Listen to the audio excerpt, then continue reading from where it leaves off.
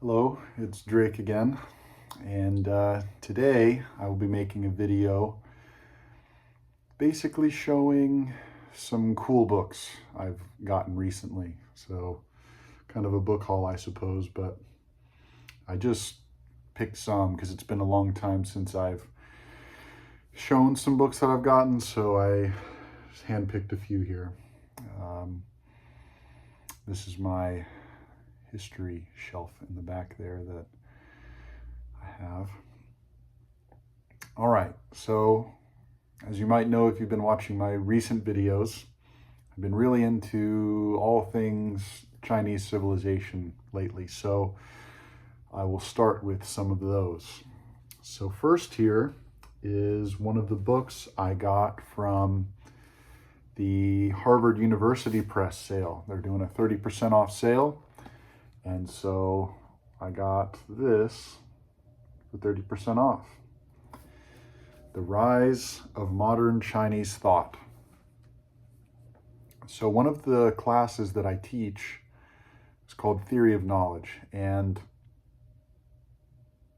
it's kind of a philosophy class, kind of an ethics class. It's a mixture of things, but the way I want to take it and keep working on it is I want to basically show a broad spectrum of world philosophical traditions. The three I will focus on will be the West, classical, through Renaissance, through the present, um, Indian civilization, philosophical traditions. So that would include things like Buddhism, Hinduism, other things more recent as well. And then broadly speaking, Eastern, but if you say Eastern, it's like China and satellite civilizations, more or less. So, yeah. And so this book, in Chinese, it was 4 volumes, two books basically, but kind of 4 sections, kind of in the same way that Proust is sometimes 3 books, but 7 novels, kind of like that. And this follows certain philosophical ideas in Chinese thought, Li, Wu, and Xi, principle, things, and propensity or tendency, and follows them from the Song Dynasty through the Qing Dynasty. This one is basically an abridgment, though. It mostly focuses on what would be the first 2 volumes, the first half in the Chinese, basically for space reasons. And so, yeah, I'm really excited to see what this shows. There's another book that I ordered as well, but I'm having an issue with the warehouse that was supposed to deliver it. Triliteral, I guess, is the name of it, yeah. And it's called Vanishing Into Things. It's basically about Chinese epistemology. So I think that would be cool too, but it hasn't gotten to me. Another 2 were given to me by my partner for Christmas. They're both, as you will see, both about Chinese linguistics. So the Oxford one here is a linguistic study of Old Chinese. It does also deal with a little bit of Middle Chinese, just because we have a more solid understanding of Middle Chinese, and then going back to Old Chinese, you're kind of using Middle Chinese as a checkpoint.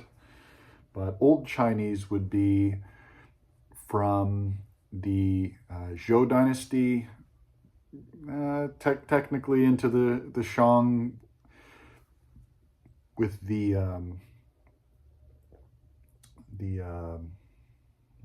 blanking, the bone, oracle bone writing. The Zhou dynasty, we start to have actual writing. That's where the Xi Jing comes from, the I Ching as well. They're Zhou dynasty books from around 1000 BC, and then Old Chinese continues through the Han dynasty, after the Han Dynasty, which ends around the year 200 AD, then you get into Middle Chinese, or Medieval Chinese is also what it's called. But this etymological dictionary shows the connections between the Chinese from the Zhou to Han Dynasty and other dialects of Chinese, or really what would be more properly called Sinitic languages, because they'll say, you know, Cantonese is a dialect of Chinese and Mandarin is a dialect, but they're totally unintelligible to each other.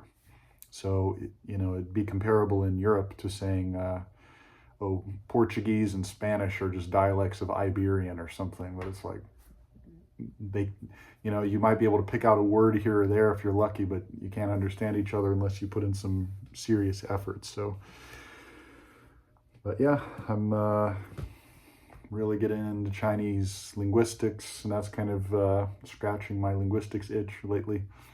So that's been really cool. Another couple gifts I got from my good friend who goes by Cyrus. Two I picked out. He sent me a few others too, but this one I'm really, really pleased with. This is a facsimile edition of Philip Sidney's Arcadia. This one was published by Kent State University Press, which is, I think that's the only book I have from them, published in 1970. But yeah, this goes along really well. I just happen to have it on my shelf here with my facsimile of Astrophil and Stella by Philip Sidney. Oops, it's upside down. There it is. Astrophil and Stella. And so yeah, I'm just really pleased with this. I have it right next to my Edmund Spencer on the shelf. And yeah, I love reading Elizabethan works in facsimile because I think it better helps you get in the mind of a contemporary reader to understand what viewpoint you can take, you know, someone alive in 1590, how would they have seen the work? And I think that's really, really valuable for understanding, especially classics. And then also another book I'm really pleased with in the same trajectory as Philip Sidney and Edmund Spencer, who were friends, The English Spencerians, published by University of Utah Press. And as you see here, it has poetry from Giles Fletcher, George Wither, Michael Drayton, Phineas Fletcher, and Henry Moore. The only two of those that I've ever really looked into with any closeness are the Fletchers, both Giles and Phineas Fletcher. I have their 2-volume poetical works that was published by Cambridge back about 100 years ago. But George Wither, Drayton, and Moore, I've been interested in all three of them, so this is the perfect way to get into them. All right, and then a few more Chinese, and then just a wide variety of things. This one I was really, really pleased with. Let me grab something here. So this book, An Introduction to Sung Poetry by Kojiro Yoshikawa, Japanese scholar. He was one of the preeminent scholars of Chinese poetry in the 20th century. This was translated by Burton Watson. He's a really well-written, highly renowned English-American translator of Chinese poetry. And this one came from Moe's Books. Moe's Books is the best used bookstore I found in the United States. I visited them in person twice. And it's amazing. If you can go there, it's in Berkeley on Telegraph Avenue. But that is one bookstore that I keep up to date on their online website for their used books. I mean, it's just so amazing. I've gotten, let's see, what have I gotten from them? I've gotten the Reader's Guide to the Recognitions for like, I think I got it for like $45, and now it's worth hundreds. I got this, which I got for $35, and that was by far the cheapest copy online for this quality. I got my Robert Musil build biography, the picture biography from them. How do they have that? You know, I think, you know, they just got a big batch of older books. I mean, just totally amazing. Highly recommend. Check out Moe's. Check out Moe's. If you're in San Francisco, go to Moe's. You have to. If you can't get to San Francisco, check out their online store. But anyway, Kojiro Yoshikawa, he wrote this.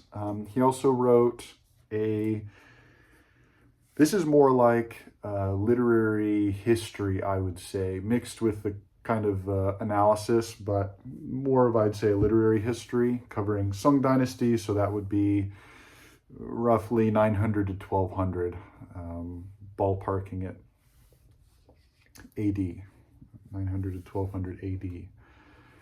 And so it covers one of the most famous Chinese poets in that span, Su Shi or Su Tongpo, and a handful of other really famous ones. I've started getting into Sung poetry a little more. The Tang Dynasty poetry, which is about 600 to 900. So right after the Tang Dynasty ended, you get the Sung Dynasty. The Tang Dynasty is by far the most famous, the most translated. You have Li Bai, Du Fu, Wang Wei, who will come up in a second. So yeah, but Sung poetry, amazing. He also has one that covers 1150 to 1650.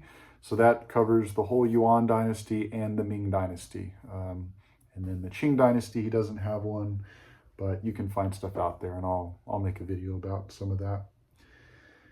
The other book about Chinese poetry that I've really been thrilled with lately is by Hugh Stimson, who was one of the premier American sinologists of the 20th century.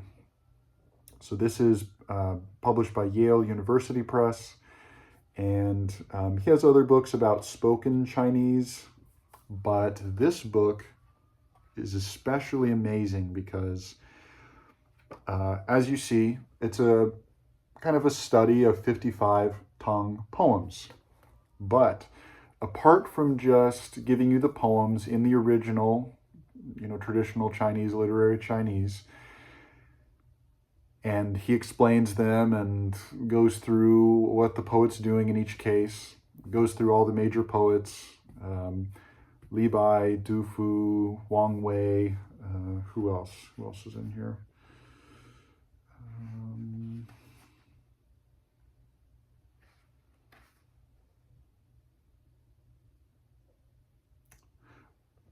Bai Juyi, Du Mu, Li He, Meng Zhao, Li Shangyin, all these people. But what I love about this book is that it gives the Middle Chinese pronunciation so that you can hear the poem as these poets would have spoken them aloud or sung them. And it's similar to the idea of being able to read a facsimile of what it would have actually looked like for a reader in 1590 of Edmund Spenser or Philip Sidney. I think it's just incomparably valuable to be able to hear what these poems would have sounded like 1200 years ago when they were being written. From about 700 to 800 AD were the majority of these poems written. And apart from that, he also does explain what the poet's doing, the different poetic characteristics, why they use this character or this word instead of this one. So highly, highly recommended. If you're past the first, let's say, wave of Chinese poetry, like you have a few translators you like, and you've dabbled in Tang poetry, you dabbled in this and that, and you want to kind of go to the next layer, this is one possible option. Another one I'll just talk about quickly, 19 Ways of Looking at Wang Wei with Elliot Weinberger. So this book is, like I said, one of my other ones, kind of a chapbook. He took one of Wang Wei's poems. Poetry is that which is worth translating. It is a character-by-character translation. It's one of Wang Wei's most famous poems, Deer Grove. And he gives 19 different translations, and he says what the translator did well, what they did poorly, how this poem is different, or this translation is different from the previous, and what the next one does differently. Just a really good book about literary translation, and what's especially valuable is that Chinese, the written language of Chinese, is different enough from English that it's different than just showing, oh, English and Spanish, yeah, the rhyming doesn't line up quite as much. It's totally different from having a, somewhat pictographic language that is fairly dense visually, to an alphabetical language with different grammatical structures and no tense markings in Chinese poetry, and then no markings of, or very few markings beyond context of plurality. So whether it's dog or dogs or geese or goose, it's all based on context, or the translator can read it different ways. So just little things like that, extremely valuable. If you're interested in translation, if you're interested in Chinese, very valuable. Another one that fills a gap for me is the poems of Al-Mutanabbi. So he is considered, as it says on the back here, the greatest of all Arab poets. And he's from 915 to 965 AD. This book is, I think, the only book you can get in English on him, which is just insane. Published by Cambridge. It's a really slim volume. For a measly $50, you can get this. And it gives you a brief introduction of his life, but then it gives you bilingual editions of his poems, some of his most famous poems. And one thing I love most is just getting into the mindset of someone who, as it says in the introduction, he went to study with the Bedouin people to learn the silence of the desert. That's how he learned the correct values, and then he came back to become, educated in civilization. And height of the Islamic Golden Age. Abbasid Caliphate is at their peak, pretty much. And just amazing stuff on Mutanabbi. This next one, I never thought I would get a hold of this book, honestly. It's 2 volumes. This book, as soon as I found out about this guy, I knew he'd be one of my favorite people. And he was good friends with John Milton. They knew each other. So it was that time frame. It's a guy named John Selden. And if you don't know John Selden, he was a legal scholar.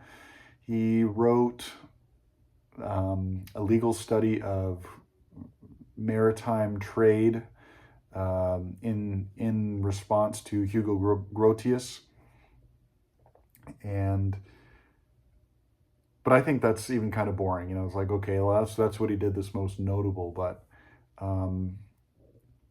John Milton said he was the most learned man Milton had ever met. And so when I read that, because Milton is a really bright guy. I mean, if you ever picked up Paradise Lost, it's not hard to see that Milton was extremely intelligent. So if Milton has that opinion about someone, they must have been extremely intelligent, very knowledgeable. So I wanted to find out more about him. Well, reasonably, you'd look for a biography. Well, the only biography of John Selden that I could find was basically totally out of print, except for copies that were $1,500, $2,000 online. And so I was like, well, I mean, yeah, I'll keep an eye out for it. And this was maybe 3-4 years ago, but I'm never going to get a copy. Well, I guess some professor in Australia passed away, sold his books to some bookseller. The bookseller priced it reasonably, actually, and I bought it. So now I have the biography of John Selden by a mathematician who also wrote books about Ptolemy. I think he translated Ptolemy's Almagest. I'm pretty sure, yeah, I think that was it. But John Selden, one thing I love about him so much is that, he's a legal scholar, but he was a book collector. So he collected manuscripts from the New World. He collected Aztec codexes. He had what is now called the Selden map of China, which was a map of China from the Ming Dynasty. It was one of the best maps Europe had at the time of China. He had a bunch of books from the Middle East. He knew Arabic, he knew Hebrew, he knew dozens of European, maybe not dozens, but a dozen European languages. Just a really brilliant guy. And then to put him in the same milieu as Milton and Robert Burton and John Donne and, Thomas Brown. I just love that time period and those figures. I think they can be people to... All right, just 3 more books to talk about. This is another one that I thought I would be reasonable I could get, but it would take a lot more time. I've been looking for it for a few years now, maybe 3-4 years, and it's Marguerite Young's Inviting the Muses. As you see, this is around the back, and it is her stories, essays, and reviews. Marguerite Young is a writer I have been interested in more and more as time goes on. Of course, Kathy really was really interested in Marguerite Young, and Miss McIntosh, my darling, I do have a copy, and I've dipped into it here and there, and it's a fascinating book. I'm sure I'll read it fully someday.